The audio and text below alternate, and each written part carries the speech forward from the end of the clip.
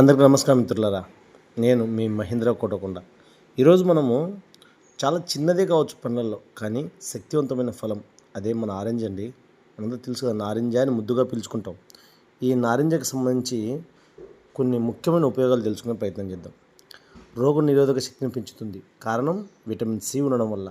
దీనివల్ల immunity system బలపరిచి చిన్న చిన్న జలుబు, దగ్గు, ఇన్ఫెక్షన్ నుంచి రక్షణ ఇచ్చే అత్యంత ప్రయోజనం కలిగించేది.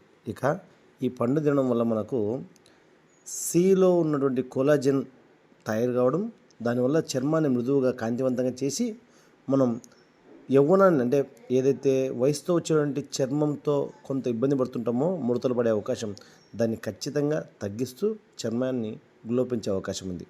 అన్నిటికి మించి ఇటీవల కాలంలో మనమంతా ఈ హార్ట్ సంబంధించిన ఇష్యూస్తో బాధపడుతున్నాం కదా. ఆరెంజ్లో ఉన్నటువంటి ఫైబర్ మరియు పొటాషియం రక్తపోటును నియంత్రిస్తుంది. ఈ హార్ట్ హెల్త్కు ఎంతో మేలు చేసి చెడు కొలెస్ట్రాల్ తగ్గించి మంచి కొలెస్ట్రాల్ పెంచే ప్రయత్నం చేస్తుంది ఈ చిన్ని ఆరెంజ్ అండి.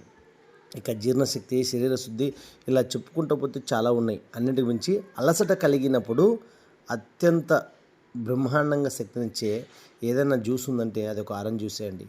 కానీ చక్కెర లేకుండానే గమనించండి మిత్రులారా. ఈ ఫలంలో ఉన్నటువంటి సహజమైన చక్కెరలు, విటమిన్లు, ఖనిజాలు తక్షణమైన శక్తిని కలిగిస్తాయి.